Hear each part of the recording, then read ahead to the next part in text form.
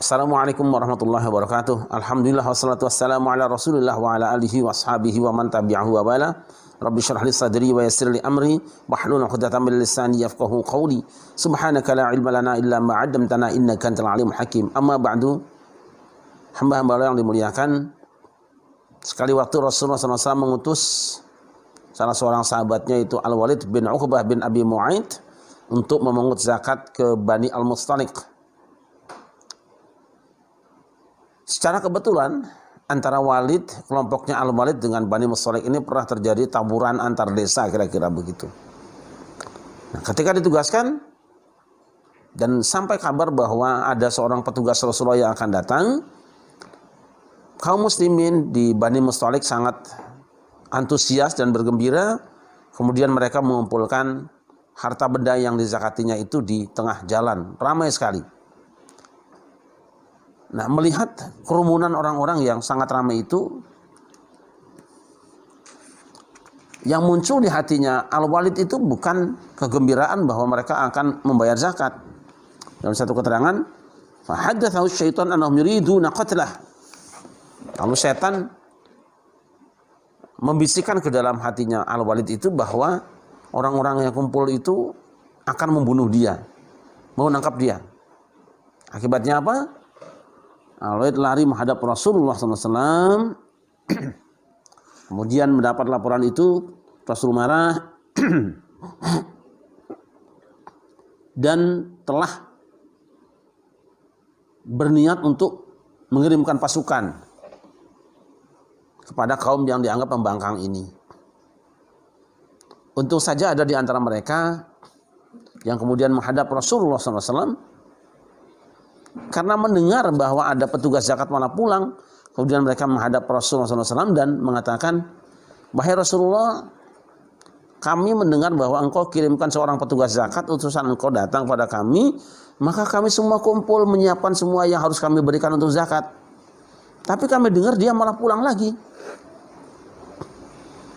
Rasulullah, kalian bohong.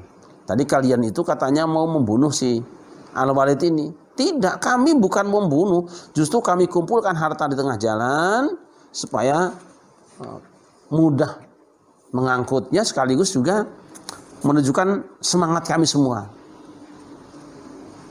Mereka mengatakan, "Na'udzubillah min ghadabihi wa ghadabi rasulih." Kami berlindung dari kemarahan Allah dan dari kemarahan Rasulnya. Saat itu turunlah firman Allah, "Ya ayyuhalladzina amanu in ja'akum fasiqun binaba'in fatabayyanu an tusibu qauman bijahalatin fatusbihu 'ala ma fa'altum nadimin." Hai orang-orang yang beriman, jika datang pada kamu seorang fasik membawa berita, tabayyunlah, klarifikasilah terlebih dahulu supaya kamu tidak menimpakan satu sikap dengan kebodohan kamu kepada satu kaum yang menyebabkan kamu belakangan menyesali apa yang kamu lakukan.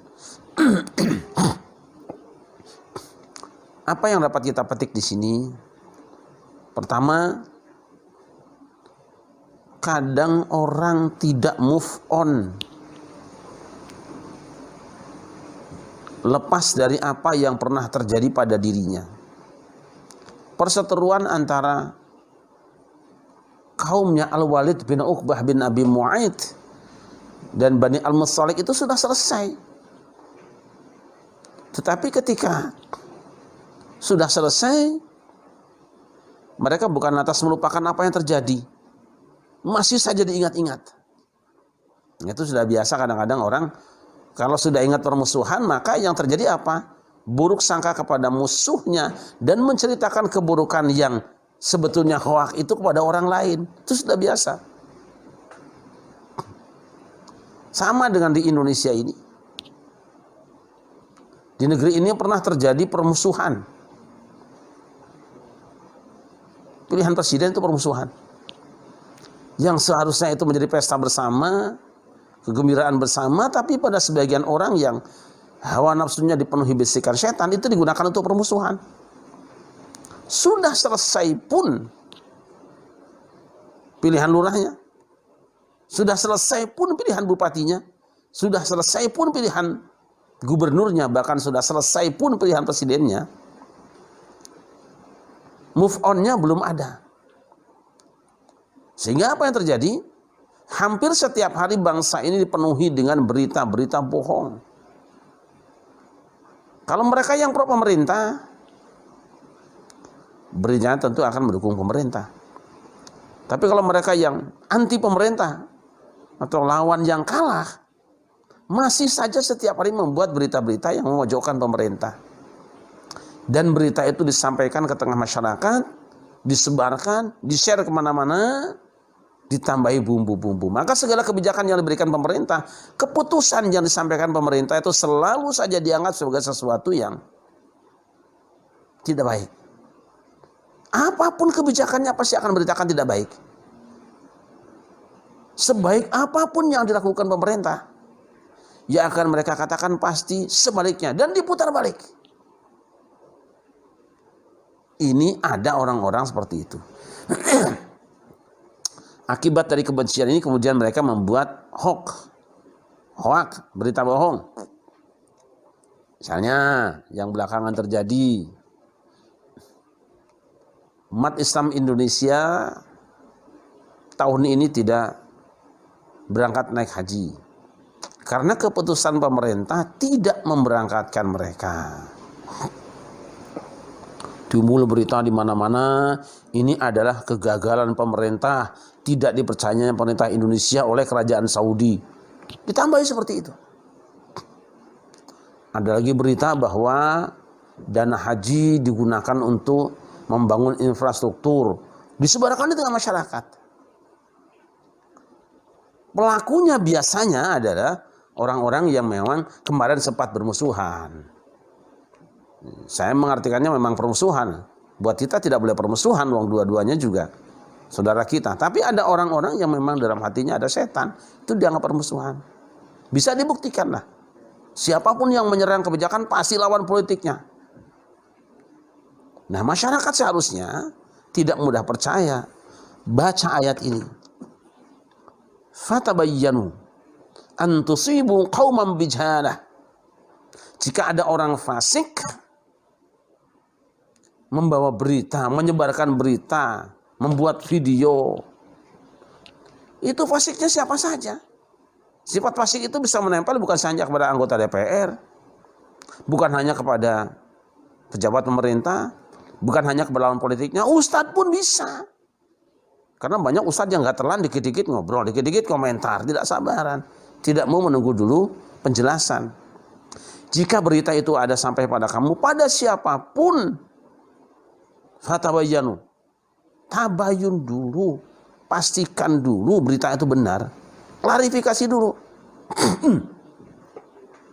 Jangan langsung bisa dipercaya, karena bisa jadi si pembawa berita itu, si penulisnya, si panelisnya, si penceramahnya, si ustadznya, bisa jadi ketempelan sifat fasik.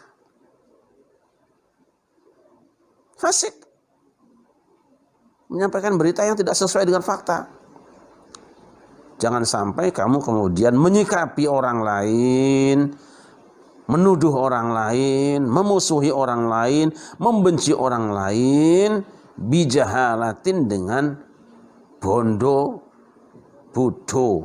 dengan modal kebodohan, tidak tahu, ketidaktahuan. Fatusbihu ala ma fa'altum nadimin, yang menyebabkan nanti kamu semua menyesal atas apa yang kamu lakukan. Nah, kalau terlanjur sekarang kita sudah menyebarkan berita bohong karena terpengaruh orang lain, hati-hati nanti kamu menyesal. Jejak digital kalian ada sekarang. Menfitnah orang lain, 1-2 hari kalian aman, tapi tunggu. Ketika itu diviralkan oleh saudaramu yang lain yang kecewa dengan perbuatanmu, kemudian diramaikan, disebar kemana-mana, bisa jadi kamu yang akan terciduk besok. Dan kamu mempertanggungjawabkan penyesalan selalu datang terlambat. Oleh karena itu hamba-hamba Allah, bisa dibayangkan tadi kalau Rasul menyikapi langsung, mengirimkan pasukan perang, hancur mereka. Padahal yang mereka musuhi, yang dimusuhi, yang mereka bunuh itu adalah saudaranya sendiri yang dalam dirinya ada kasih sayang sangat besar. Bayangkan juga gara-gara mulut kalian, hai para penceramah yang sembarangan, kamu tukang hoax yang sembrono, yang tidak pernah memikirkan kedamaian negeri ini. Kalau apa yang kamu katakan, kalau apa yang kamu tulis, kamu sebarkan itu disikapi oleh masyarakat, apa yang terjadi? Kan terjadi goncangan. Mereka tidak tahu bahwa sesungguhnya yang mereka musuhi adalah orang-orang yang sebenarnya sedang memikirkan nasib mereka. Waspadalah dengan orang-orang yang senantiasa menebarkan kebencian.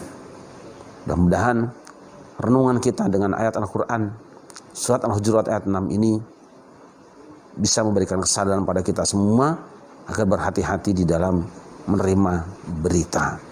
Karena tidak semua yang datang pasti benar, tapi yang pasti kamu mesti benar di dalam menyikapi apapun yang datang. Terima kasih. Hasbunallahu wa ni'mal wakil. Assalamualaikum warahmatullahi wabarakatuh.